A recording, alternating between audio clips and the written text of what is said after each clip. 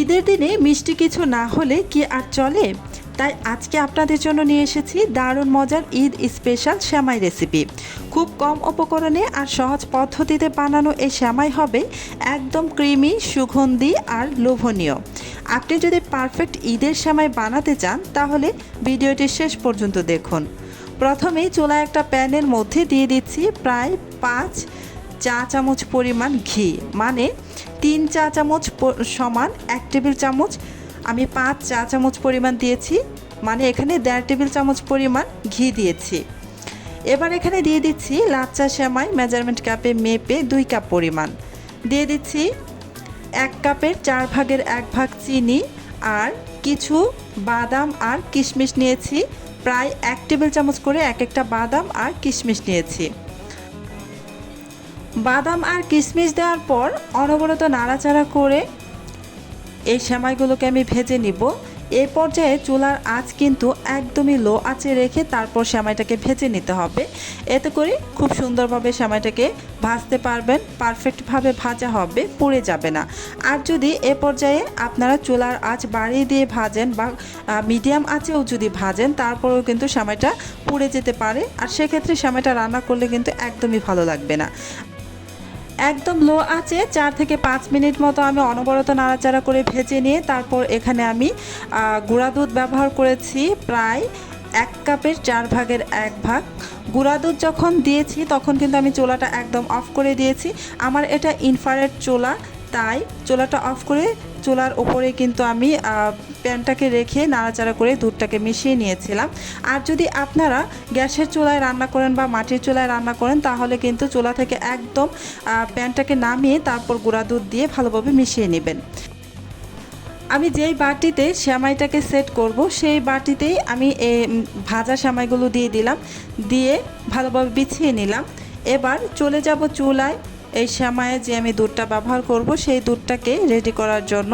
চুলায় একটা প্যান বসিয়ে এতে দিয়ে দিচ্ছি মেজারমেন্ট কাপে মেপে 4 কাপ পরিমাণ দুধ।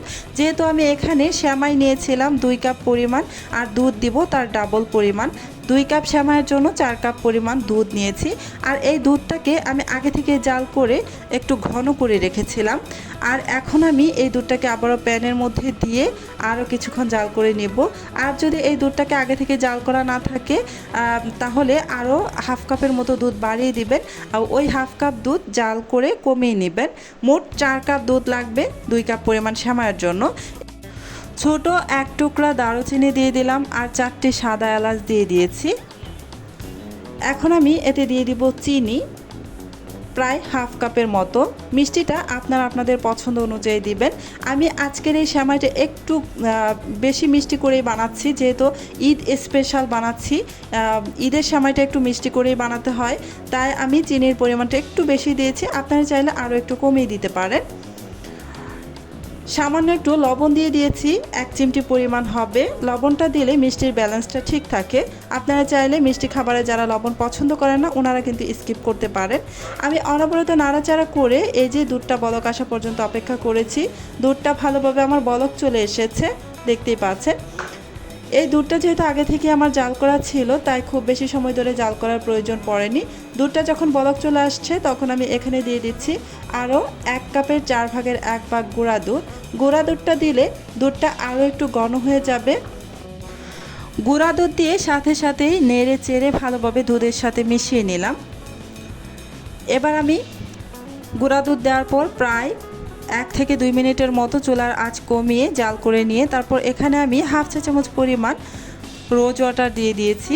এতে করে শাহি একটা ফ্লেভার আসবে। আপনারা চাইলে স্কিপ করতে পারেন, তবে রোজ ওয়াটার দিলে শাহি একটা ফ্লেভার আসে। এবার 30 সেকেন্ডের মতো জাল করে তারপর আমি দুধটাকে নামিয়ে নেব। তার আগে এই যে দুধের ভিতরে যে আমি সাদা এলাচ আর দারুচিনি দিয়েছিলাম সেগুলো উঠিয়ে ফেলে দিলাম, এগুলোর কাজ আর নেই। দুধটাকে নামিয়ে ঠান্ডা করে তারপর এই যে আমি যে সেমাইটাকে সেট করে রেখেছিলাম এই সেমাইয়ের উপরে দুধটাকে ঢেলে দিব। আমি অল্প অল্প করে উপর থেকে দিয়ে দিচ্ছি। এই দুধটা অতিরিক্ত গরম থাকা অবস্থায় সেমাইয়ের মধ্যে দেওয়া যাবে না, আবার এই দুধটা এমন গরম থাকতে হবে আপনি আঙ্গুল চোবালে কিছুক্ষণ সহ্য করতে পেরে তারপর আর সহ্য করতে পারবেন না, এমন গরম যখন থাকবে তখন কিন্তু এই দুধটা ব্যবহার করতে পারবেন। একদম ঠান্ডা বা খুব বেশি গরম ব্যবহার করা যাবে না, এতে করে এই সেমাইগুলো কিন্তু একদমই গলে যাবে, ঝরঝরে থাকবে না। এই যে দুধটা আমার দেওয়া হয়ে গিয়েছে, এবার আমি ঢাকনা দিয়ে ঢেকে প্রায় 10 মিনিটের মতো রেখে দিব। ফিরে আসছি 10 মিনিট পর। এই তো 10 মিনিট রাখার পর এবার আমি ঢাকনাটা উঠিয়ে নিচ্ছি। এই যে দেখুন, সেমাই দুধটাকে স্যুপ করে নিয়েছে।